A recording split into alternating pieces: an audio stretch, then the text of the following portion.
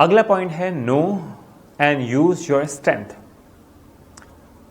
अच्छा, आपको अपने बारे में तो पता होगा, तो आपको और मज़ीद भी जानना है कि आपकी यूनिक फोकस, आपका अपना टैलेंट क्या है, आपकी अपनी स्किल्स क्या है।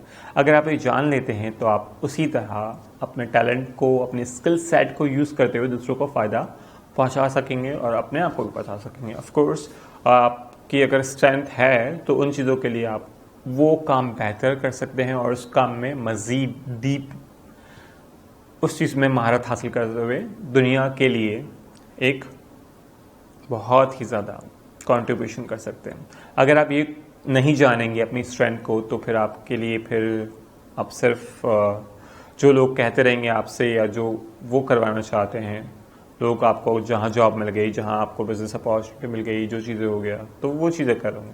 जो आपकी स्ट्रेंथ है, आपका शौक़ है, आपके बारे में आपको पता होना चाहिए।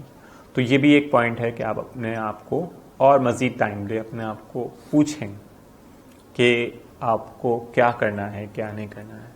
अपने आप को जानते रहें, है ना।